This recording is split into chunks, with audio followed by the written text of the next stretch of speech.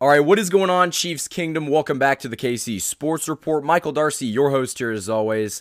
And today I'm going to break down the Kansas City Chiefs win over the Washington football team in Week 6 of the NFL season. So, Chiefs Kingdom, we finally got a win on the board. The Chiefs beat the Washington football team by a final score of 31-13 in Week 6 of the NFL season. The Chiefs now move to 3-3. They're back at 500, and the Washington football team, with this loss, moves to 2-4. Now, the instant reaction of a lot of Chiefs fans is, oh yay, the Chiefs won. And I understand that. You know, this was the first time the Chiefs won a game by a significant margin, I think since the Jets game last season. So, don't get me wrong, that's a positive. But the Chiefs still have a lot of holes, guys. I mean, it is very apparent on offense that in the first half, this team was not it. They turned the ball over 3 more times in the first half. They now have 14 turnovers on the season, which is the most in the NFL. And pair that with a defense that did play better today. Let's be honest, the defense looked pretty good today. But you got to look at it this way. They were playing the Washington football team with Taylor Heinicke as their quarterback, and the only weapon on offense is Terry McLaurin, and I guess you could say Antonio Gibson, but they don't really have a lot of offensive weapons. So I kind of expected our defense to have a better game, and they did. But offensively, man, it just seemed like they could not hold on to the football. Patrick Mahomes threw an interception that, let's be honest, it was entirely on Tyreek Hill. It hit off his hands, and it got intercepted. That's not excusing the next play, though. Mecole Hardman fumbled again. This dude has got to get it under control. And Patrick Mahomes threw a terrible interception. He botched the snap. He was basically falling over, threw the ball up in the air. It was basically like a pop fly in baseball where the center fielder just has to stay there and it falls right into his hands. That's what happened on that third interception, or that third turnover. Patrick Mahomes just threw a bad pick. That was probably the worst interception of this dude's career. And it was bad, but you know, luckily the Chiefs were able to rebound in the second half, but I keep trying to ask you guys, if you were facing any other team other than the Washington football team, do you think you could turn the ball over 3 times and be successful? I don't think you can. Now, technically, the Chiefs did force 2 turnovers of their own. L'Jarius Sneed was able to recover a fumble, and Tershawn Wharton, in the end of the game, made a clutch one-handed interception, which was really impressive, and I was kind of shocked that the Chiefs were able to get the ball back, but I still think that turnovers are a big problem for this team. But, you know, let's get to some of the positives. Actually, no, let's go back to one more of the negatives because this is really, really unfortunate.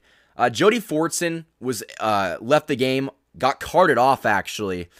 It was an off-the-ball injury, non-contact, not good to see. It looked like an Achilles injury, and this was coming like right after he made an incredible catch. He basically mossed Landon Collins of the Washington football team and made an unbelievable catch. So to see Jody Fortson go down, and I don't know how serious the injury is, but let's be honest, Chiefs Kingdom, it didn't look good. So I'm not too optimistic that he comes back anytime soon, but I think that Jody Fortson has really, really been impressive so far this season. So getting over to some of the positives, let's talk about the defense. You know, in the past, the Chiefs have had the wrong personnel on defense, and it showed. And today, they made some adjustments. They did not have Dan Sorensen starting over Juan Thornhill. They had Willie Gay starting over Ben Niemann, and it showed. We saw a defense that actually looked energized. They could get off the field. And I think that, you know, when they did get in the red zone, they held Washington to field goals. They only scored 1 touchdown, and the other ones came from field goals. So you can deal with that. You can allow Washington to kick field goals, and you can still win.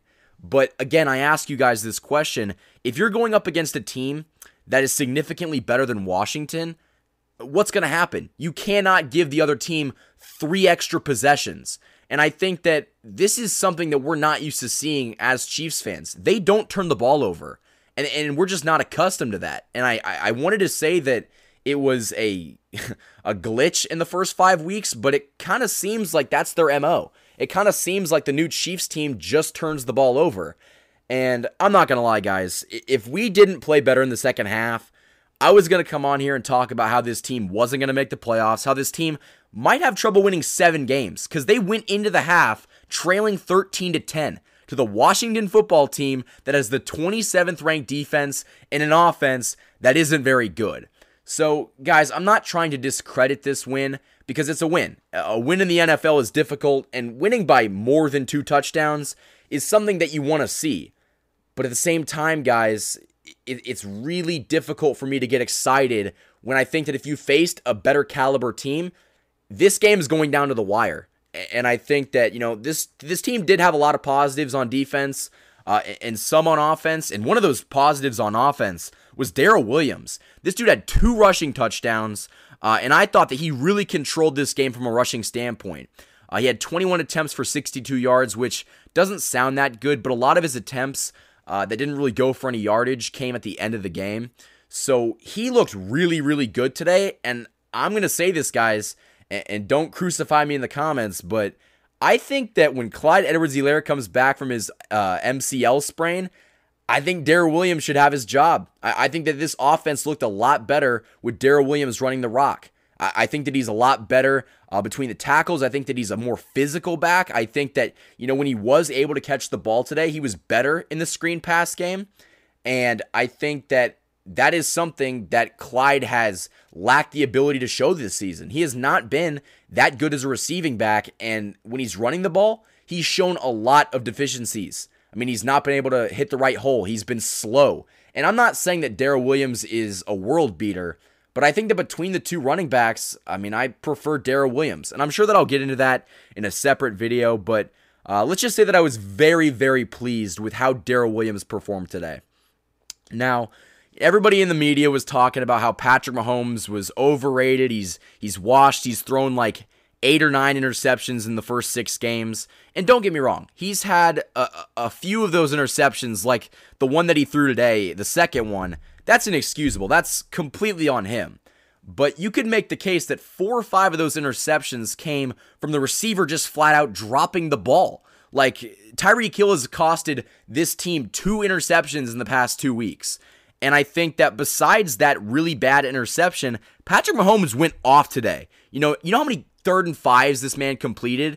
He was pulling something out of nothing. This dude threw for 397 yards and 2 touchdowns, going 32 of 47. So the completion percentage probably could have been higher, but this dude almost threw for 400 yards. So the dude put up stats, and I think that, he was great when the Chiefs needed him to be great. And Travis Kelce had 8 receptions for 99 yards. Tyreek Hill, who was kind of limited with the quad injury today, he caught 9 balls for 76 and 1 touchdown. So I think that the offense looked pretty good today in terms of spreading the ball out in the second half. I would have personally liked to see more of Josh Gordon. I didn't even see him take the field today. But I think that offensively in the second half, they did a good job of rebounding. But that's because in the first half, they were just that bad. I think that, Juan Thornhill starting over Dan Sorensen, I kind of touched on that earlier. I think that's a big, big move. A lot of people thought it was the easy decision to make, and from a fan's perspective, it is. But when you've got a guy in Dan Sorensen that has been so highly regarded by an organization such as the Kansas City Chiefs, it's really hard to get somebody to replace that guy. In the eyes of the franchise, Dan Sorensen's been reliable. And Juan Thornhill overtaking Sorensen, I thought resulted in a better product today. Juan Thornhill made some plays. And I think that, with the Juan Thornhill addition as a starter and with Willie Gay starting, they had more speed on the field today. And I think that Spags kind of realized that, hey, we need to put the best guys out there with the most speed. And Willie Gay made plays today. Nick Bolton, even though there were times that he looked lost in coverage, he made some plays today. Ben Neiman was kind of forced into a starting job after Anthony Hitchens left with an injury, but he blew a lot of coverages actually. But I think that, if you had Anthony Hitchens on the field for the whole game, we're seeing a team that maybe doesn't give up a touchdown because the only touchdown came from a Ben Neiman blown coverage.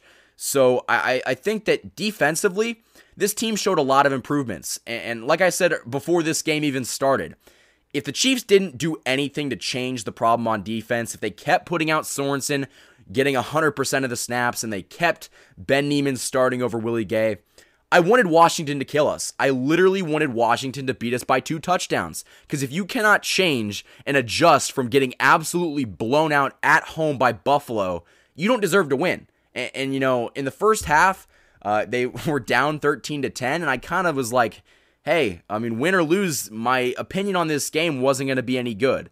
And, in the second half, they looked better, so I'm not as disappointed. But, this win could have been by a lot more, guys. I mean, in the red zone, Mahomes threw a pick.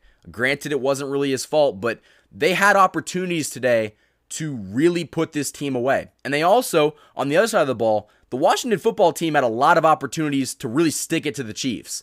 They only scored one touchdown off of one of the turnovers. But again, I keep trying to reiterate this.